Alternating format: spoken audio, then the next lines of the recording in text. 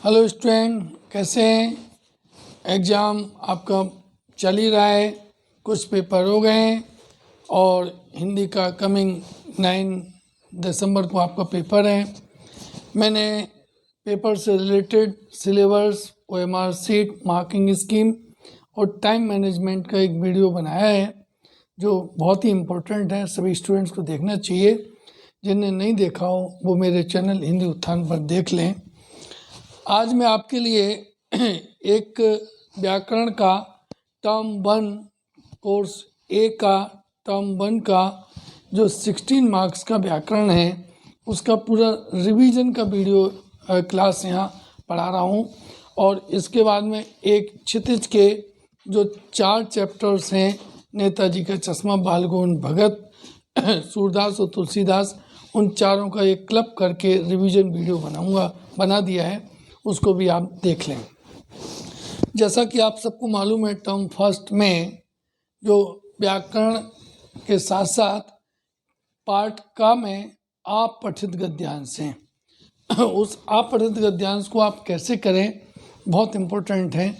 अपठित गद्यांश के अथवा में आएंगे तो जैसे मैंने पहले वीडियो में बताया था कि आपने फर्स्ट टू फिफ्थ अटेम्प्ट किया, फर्स्ट को कर रहे हैं तो 6 to 10 के छोड़ दीजिएगा।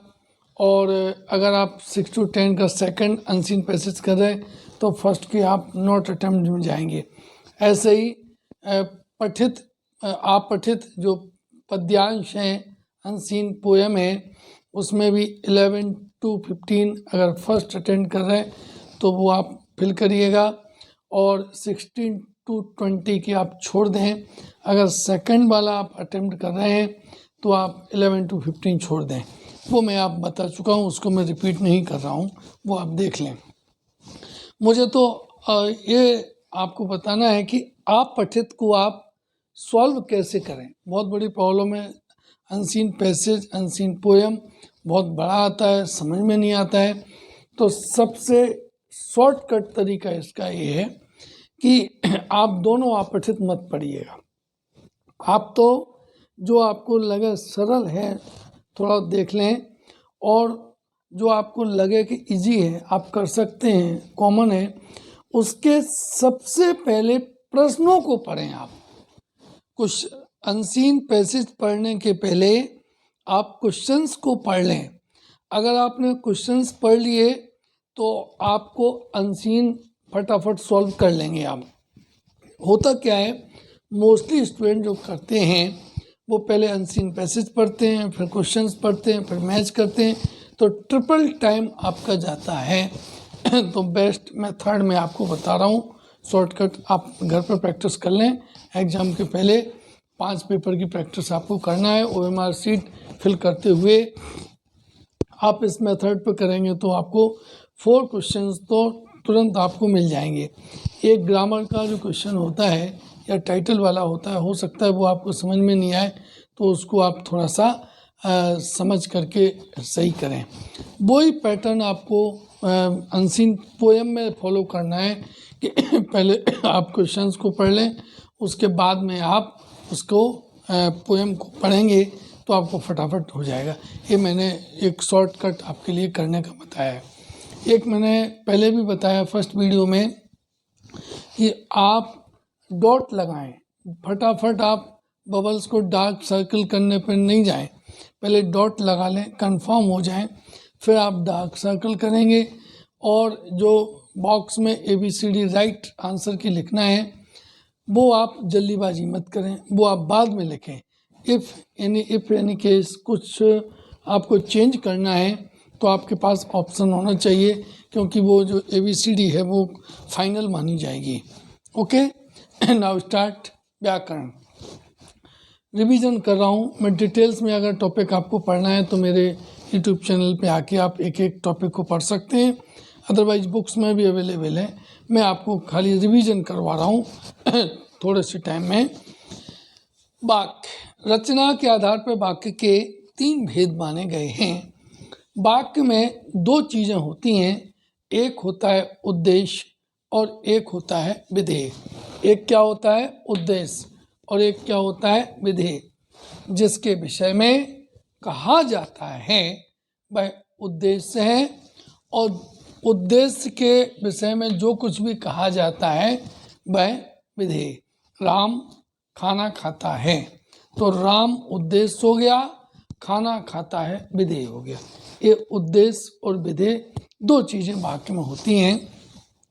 हमारे कोर्स में रचना के आधार पर वाक्य के 3 भेद किए गए। नंबर 1 सरल वाक्य, नंबर 2 संयुक्त वाक्य, नंबर 3 मिश्र वाक्य। मोस्टली स्टूडेंट्स को लर्न होंगे, जिनको नहीं है मेरे साथ रिपीट करिए, आप मेरे साथ बोलिए जोर जोर से, और बुक सामने रखें आप, तो आपको फटाफट लर्न हो जाएगा। सरल वाक्य, संयुक्त वाक्य और मिश्र वाक्य। मैं टिप्स बता रहा हूँ चेंज करने के, और किस तरह से प्रश्न आएंगे वो टिप्स आप ध्यान से सुनिएगा। सरल वाक्य में एक कर्ता, कर्म और क्रिया होती है, सिंपल सेंटेंस होता है, एक ही क्रिया एक ही कर्ता। संयुक्त वाक्य जैसा कि नाम से ही पता चल रहा है, संयुक्त मतलब जोड़ना, जो दो वाक्यों को योजक के द्वारा संबंध स्थापित किया जाता है। योजक कौन कहलाते हैं? कनेक्टर। लेकिन किंतु परंतु यदि और एवं ये योजक हैं, इनके द्वारा दो वाक्यों को जब जोड़ा जाता है तो वह संयुक्त वाक्य कहलाता है। जैसे राम दिल्ली गया लेकिन वापस नहीं आया, तो यहाँ पे लेकिन के द्वारा दो वाक्यों को जोड़ा गया है।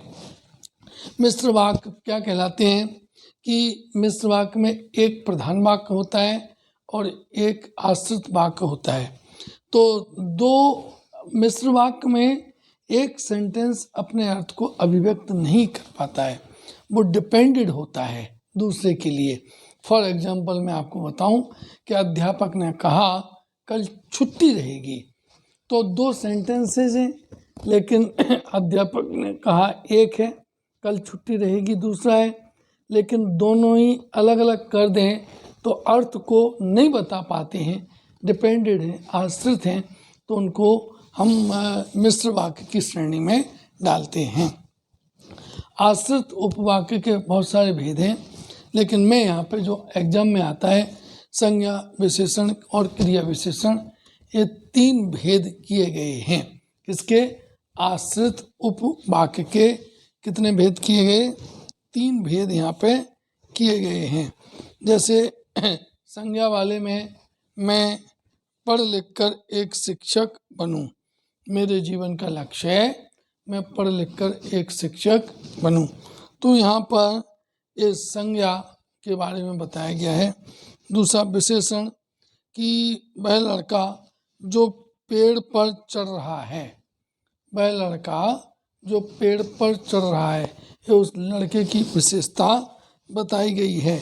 और क्रिया विशेषण जितना करोगे उतना ही पाओगे, एक क्रिया की विशेषता, तो एक क्रिया विशेषण उपवाक्य में आई। आप मैं तो यहाँ आपको शॉर्टकट में जल्दी से रिवीजन करा रहा हूँ। आप डिटेल्स के लिए जो आपकी रिफ्रेशर है जिससे आप पढ़ रहे हैं उसमें आप ध्यान से पढ़ें। एग्जाम में वाक्य का कैसे आता है ये इम्पोर्टेंट है। तो 4 तरीके से आएगा, 5 प्रश्न आएंगे। फर्स्ट नंबर वाक्य को पहचानने के लिए आएगा कि वाक्य लिखा हुआ, वाक्य का भेद बताइए। नंबर 2 वाक्य को चेंज करने के लिए आएगा कि सरल वाक्य को संयुक्त वाक्य में बदलिए, संयुक्त वाक्य को सरल वाक्य में बदलिए। जैसे राम विद्यालय गया लेकिन वहाँ से वापस नहीं आया, तो आप इसको सरल में बदलेंगे तो राम विद्यालय से वापस नहीं आया, ये सिंपल सेंटेंस हो गया। मतलब सरल में बदलने के लिए आपको उसका जो योजक है वो हटा देना है, और जो पहले नंबर की क्रिया है वो हटा देना है, और उसको वन सेंटेंस आपको बना देना है। ये 4 ऑप्शन आते हैं। फिर मिश्र से सरल में बदलने के लिए आएगा। तो इस तरह से ये 3-4 तरीके से वाक्य को पूछा जाता है जो आपको आना चाहिए। फिर एक इस तरह से भी आएगा कि संज्ञा उपवाक्य है कि विशेषण उपवाक्य है कि क्रिया विशेषण उपवाक्य कहलाता है। संज्ञा वगैरह मैं आपको पद परिचय में यहाँ डिटेल में बता रहा हूँ, इसलिए मैं यहाँ नहीं कर रहा हूँ। तो इस तरह से अपना पहला 4 नंबर का जो टॉपिक है वाक्य सरल, संयुक्त और मिश्र, सरल, संयुक्त और मिश्र, ये 4 नंबर का है। 5 प्रश्न आएंगे, आपको 4 अटेम्प्ट करना है। ठीक है, अब मैं सेकंड टॉपिक की बात करूं तो वाच्य सबसे सरल है, ये भी 4 मार्क्स का है, 4 नंबर का है। वाच्य 3 प्रकार के हैं, इस प्लेइंग बहुत अच्छे से देख लें। कर्तृवाच्य, कर्मवाच्य और भाववाच्य, कृतवाच्य भी बोलते हैं। कृतवाच्य में जो सिंपल सेंटेंस जितने भी हैं वो सारे के सारे कृतवाच्य के अंतर्गत कर्तृवाच्य में आते हैं। इसमें 2 टाइप सेंटेंस होते हैं, एक सकर्मक होता है और एक अकर्मक। सकर्मक अकर्मक क्या कहलाता है कि एक कर्म के सहित होता है, एक कर्म के रहित। राम विद्यालय जाता, ये कैसा है, अकर्मक है, सकर्मक सेंटेंस है, क्योंकि विद्यालय इसमें कर्म है, और राम जाता है, ये अकर्मक है। चिड़िया आकाश में उड़ती हैं, ये अकर्मक सेंटेंस है, क्योंकि आकाश अधिकरण है, कर्म नहीं है। ओके, तो जो कर्तृवाच्य है इसमें सिंपल सेंटेंस होता है। कर्मवाच्य में जब हम बदलते हैं तो कर्म प्रधान हो जाता है। भाववाच्य में भाव, वाच्य मतलब क्या, कहने का तरीका, वाच्य मतलब बोलने का, कहने का तरीका होता है। अब इसका आप प्रश्न कैसे आएंगे, ये इम्पोर्टेंट है। वाच्य का मेरा अलग वीडियो पड़ा है, आप देख लें। देखो, एक सेंटेंस आएगा वाच्य को पहचानने के लिए, 5 प्रश्न आएंगे ना, 4 करना है। एक तो आएगा वाच्य को पहचानने के लिए, एक आएगा चेंज करने के लिए कर्तृवाच्य से कर्मवाच्य में, दूसरा कर्तृवाच्य से भाववाच्य में, या भाववाच्य से कर्तृवाच्य में, कर्मवाच्य से कर्तृवाच्य में। चेंज करने के लिए 3 सेंटेंस आएंगे, 2 पहचानने के लिए आएंगे। तो इस तरह से आएगा। बदलने का और पहचानने का तरीका बहुत सरल बता रहा हूँ मैं आपके लिए, कि अगर जैसे कर्तृवाच्य का सेंटेंस है जिसमें कर्म है या कर्म नहीं है, तो दोनों में कर्म वाच्य भाववाच्य में बदलने के लिए कर्ता में करण कारक से या द्वारा लगाया जाता है। बिल्कुल शॉर्टकट तरीका है। क्या लगाया जाता है, से या द्वारा लगाया जाता है। और जो क्रिया है उसको प्रेरणार्थक बनाई जाती है, जैसे खाया जाता है, गाया जाता है, सोया जाता है, जो भी है, तो उसको प्रेरणार्थक क्रिया के रूप में बना दिया जाता है। जैसे फॉर एग्जांपल मैं आपसे लूँ, राम जाता है तो राम से या राम के द्वारा जाया जाता है। ये किस में बदला, भाववाच्य में। भाववाच्य में क्यों बदला, क्योंकि इसमें कर्म नहीं है। और राम विद्यालय जाता है तो राम से या राम के द्वारा विद्यालय जाया जाता है, एक कर्म वाच्य में बदला क्योंकि इसमें कर्म है। भाई निष्कर्ष बात यह है कि कर्तृवाच्य में 2 तरह के जो सेंटेंस हैं जिनमें कर्म होगा वो कर्मवाच्य में बदले जाएंगे, जिनमें कर्म नहीं होगा वो भाववाच्य में बदले जाएंगे। अभी मैंने एक एग्जांपल दिया था ना, चिड़ियाँ आकाश में उड़ती हैं, तो ये अकर्मक सेंटेंस है, कर्म नहीं है इसमें, आकाश अधिकरण है ना, तो चिड़ियों के द्वारा आकाश में उड़ा जाता है, ये भाववाच्य का सेंटेंस हो गया। मेरे द्वारा चला जाता है, ये कौन सा हो गया, भाववाच्य का हो गया। आपके बुक में रेफरेंसर में बहुत सारे एग्जांपल्स दिए हैं, आप रीड करने की आदत डालिए, उनको चेंज करने, कन्वर्ट करने वाले, पहचानने वाले एक्सरसाइज आप डेली 10-10, 20-20 करिए। अभी 2-3 दिन का टाइम है, तो अगर आप 20-20 एक्सरसाइज करेंगे तो आपका 100% सही जाएगा। जो प्रैक्टिस नहीं करेंगे उनका नहीं जाएगा, ये मान के चलिएगा। ठीक है, इसमें भाववाच्य में प्रधानता किसकी होती है, भाव की। कर्मवाच्य में किसकी प्रधानता होती है, कर्म की। ऐसा प्रश्न आ गया कि कर्मवाच्य में कौन प्रधान होता है, तो आप लिखें कर्म, और भाववाच्य में भाव, और कर्तृवाच्य में कर्ता इम्पोर्टेंट होता है। तो ये वाच्य के पहचानने, परिवर्तन, इनके 4 प्रश्न आपको करना है, 4 मार्क्स का है। ओके, नेक्स्ट टॉपिक आपका आता है पद परिचय। क्या नाम है उसका? पद परिचय। बहुत डिटेल है, लंबा प्रकरण है, बहुत ज़्यादा लंबा है लेकिन मैं तो आपको शॉर्टकट यहाँ बता रहा हूँ। पद किसको कहते हैं?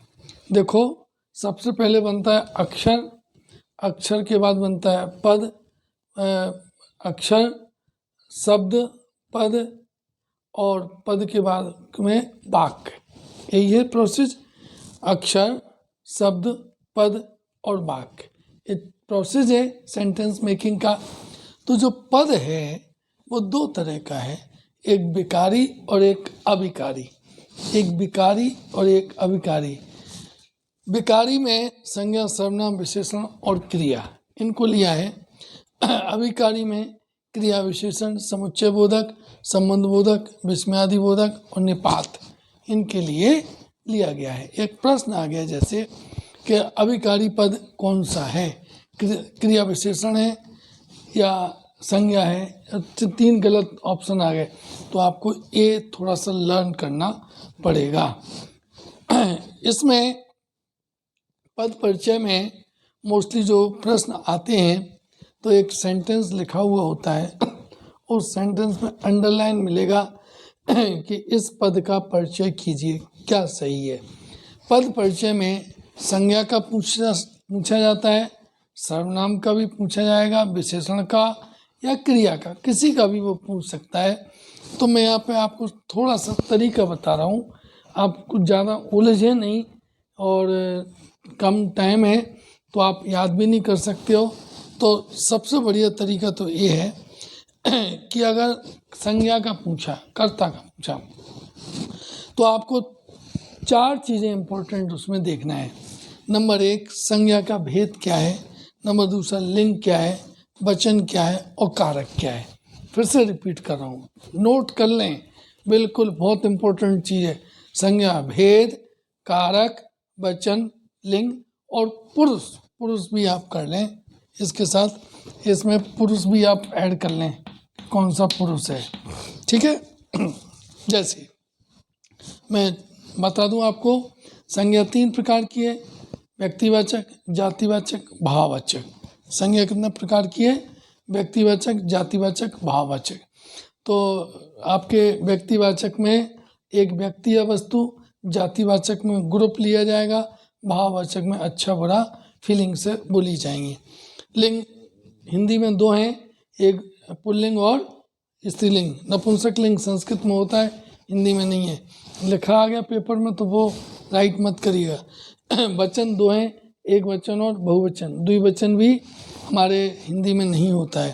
कारक, कर्ता ने कर्म को संप्रदान के लिए अपादान से संबंध का के की अधिकरण में पर, तो ये जो कारक हैं संबोधन हेरे आएंगे।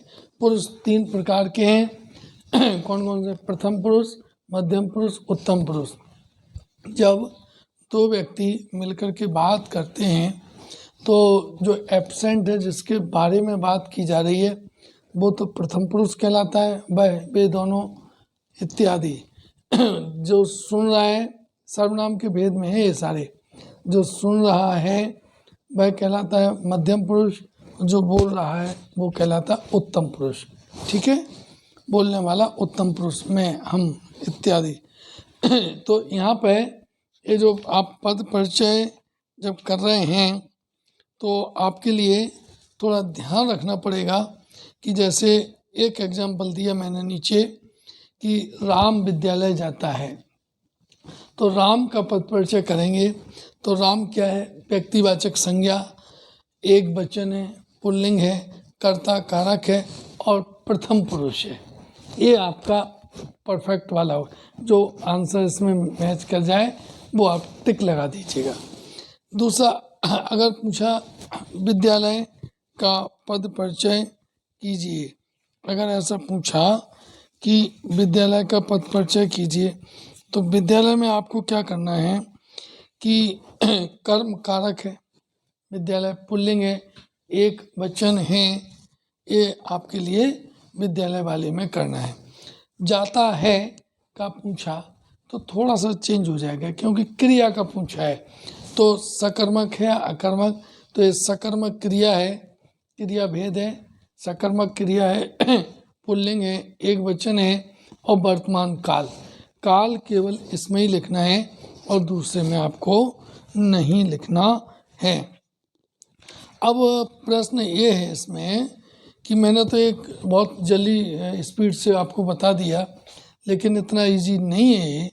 इसमें आपके लिए विशेषण का भी आ जाएगा, तो जो विशेषण वगैरह हैं उनके आपको नाम आना चाहिए कि जैसे विशेषण 4 प्रकार के हैं, गुणवाचक विशेषण, परिमाणवाचक विशेषण, संख्यावाचक विशेषण और सार्वनामिक विशेषण।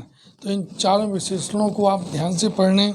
फिर उसके बाद जो आपसे सर्वनाम का पूछा, तो सर्वनाम के भी 6 भेद हैं, जो पुरुषवाचक, निश्चयवाचक, अनिश्चयवाचक, संबंधवाचक, प्रश्नवाचक और निजवाचक। इस प्रकार सर्वनाम के ये 6 भेद कम से कम आए आपको, तो पूछा गया है तो आप लिख सकते हैं। क्रिया विशेषण भी 4 प्रकार का है कि रीतिवाचक क्रिया विशेषण, स्थानवाचक क्रिया विशेषण, कालवाचक क्रिया विशेषण और परिमाणवाचक क्रिया विशेषण। और कई जगह क्रियाओं के भी भेद आपको मिल जाएंगे, 7 भेद: समस्त क्रिया, संयुक्त क्रिया, प्रेरणार्थक क्रिया, नाम धातु क्रिया, मिश्र क्रिया और अनुकरणात्मक क्रिया। इस तरह से ये भेद किए गए हैं, लेकिन मैं डिटेल इसलिए नहीं आपको बता रहा हूँ क्योंकि मोस्टली अगर ये पैटर्न आप समझ जाएं कि आपको अंडरलाइन में कितनी चीज़ें लिखना है, ये रेयर केसेस में आते हैं, एग्ज़ाम में पूछा जाता है जो इजी वे में होता है वो, तो आप तो इसका संज्ञा, लिंग वचन पुरुष कारक ये और क्रिया भेद और वर्तमान काल लिंग वचन पुरुष ये वाले आप बहुत अच्छे से प्रैक्टिस करें। मेरी पर्सनल राय है आपसे कि आप कम से कम 50 सेंटेंस पद परिचय की आप कर लें, प्रैक्टिस कर लें, रीड करें। हो सकता है आप लिख नहीं पा रहे तो आप रीड करने की आदत डालिए। उसमें आप देखिए एमसीक्यू प्रैक्टिस में कि पहले तो आप प्रोफेसर से नॉर्मल वाला पढ़ने की आदत डालें, समझें सब्जेक्ट को, फिर उसमें प्रैक्टिस करेंगे तो आपका सही जाएगा। अब अपना लास्ट टॉपिक है रस। रस किसको कहते हैं कि कविता के पढ़ने में या हमें समझ लो नाटक के देखने में जो आनंद की अनुभूति होती है उसका नाम दिया है रस, दिया गया है। रस में मुख्य जो पॉइंट्स हैं जो एग्ज़ाम में आते हैं वो मैं आपको बता देता हूँ कि रस के मुख्य अवयव ये 4 लिखे हैं। नंबर 1 स्थायी भाव, नंबर 2 विभाव, नंबर 3 अनुभाव, नंबर 4 संचारी भाव। याद कर लें, याद कर लें, बहुत ज़रूरी है। रस के कितने अवयव हैं? रस के 4 अवयव हैं। रस के कितने अवयव हैं? रस के 4। कौन कौन से? स्थायी भाव, विभाव, अनुभाव, संचारी भाव। विभाव 2 प्रकार का है, आलम्बन और उद्दीपन। विभाव के 2 भेद किए, आलम्बन और उद्दीपन। अनुभाव भी 4 हैं। जो अनुभाव हैं वो 4 हैं, जैसे कायिक, मानसिक, आहार्य और सात्विक, ये 4 इसके अनुभाव के भेद हैं। संचारी भाव 33, कई बार प्रश्न आ चुका कि संचारी भाव कितने हैं, याद कर लें। संचारी भाव कितने होते हैं? 33 होते हैं, बिल्कुल याद करिए। और स्थायी भाव कितने हैं? तो अब आप कंफ्यूज हो जाएंगे क्योंकि आपकी जो रेफरेंस है उसमें 11 भी लिखे हैं। मूल रस 9 प्रकार के हैं, लेकिन बुक्स में आपको 11 प्रकार के भी मिल जाएंगे। तो अगर आपके ऐसा है कि स्थायी भाव कितने होते हैं, तो 9 अगर उसमें आंसर है तो आप 9 पर टिक करें। फिर 11 उसमें नहीं दिया होगा क्योंकि पेपर में ऐसे कंफ्यूज और कंट्रोवर्सी वाला नहीं आता है। अगर 9 की जगह 11 दिया है तो आपको 11 पे ही मार्क करना है। स्थायी भाव हमेशा साथ में रहता है। विभाव में आलम्बन कहलाता है, जिसके आश्रय से, आलम्बन का अर्थ है कि जिस व्यक्ति या वस्तु को देखकर कोई भाव जागृत होता है तो उसे आलम्बन कहते हैं। और उद्दीपन में जिसके लिए आश्रय में मन में स्थायी भाव जागृत होते हैं वह आपका उद्दीपन में लिया गया है। उद्दीपन में मतलब जो हम चेष्टाएं करते हैं, उद्दीपन में क्या लिया है कि स्थायी भाव को तीव्र करने के लिए जो मन में चेष्टाएं होती हैं, वातावरण होता है, वो उद्दीपन कहलाता है। यहाँ पर मैं आपसे ये स्थायी भाव के बारे में बात कर रहा हूँ। 9 प्रकार के रस हैं, ये याद करना, लर्न करना जरूरी है। नंबर 1 श्रृंगार। देखो श्रृंगार कैसा लिखा हुआ है, आप श्रीमान का श्रार मत बना दीजिएगा। श्रृंगार का रति, करुण का शोक, वीर का उत्साह, रौद्र का क्रोध, हास्य का हास, भयानक का भय, बीभत्स का जुगुप्सा या घृणा भी आ सकता है, अद्भुत का आश्चर्य या विस्मय, और शांत का निर्वेद। ये 9 प्रकार के हो गए। 2 एक्स्ट्रा हैं जो आपके बुक में भी हैं। कौन कौन सा? वात्सल्य का वत्सल, भक्ति का रति, है ना। ये जो आश्चर्य है, ये वाला जो ये है वो आश्चर्य उत्पन्न होता है, ठीक है। ये 9 प्रकार के जो रस हैं, इन रसों को आप याद कर लें। एक एग्जाम में आता है एग्जाम्पल, जैसे एक तो आएगा कि रस के भेद कितने हैं, इस तरह के प्रश्न, उनके स्थायी भाव कितने हैं, व्यभाव अनुभाव की परिभाषा पूछी जाएगी। एक आएगा आपका कि पोएम दी हुई 2 लाइनें 4 लाइनें लिखी होंगी और उसमें बताया जाए कि कौन सा रस है। भाई हम ये चीज़ अच्छे से समझ लें कि जब श्रृंगार रस की बात करते हैं तो हमें लगता है, इसका अलग से मैंने वीडियो बनाया है, वो आप देख लीजिएगा डिटेल वाला।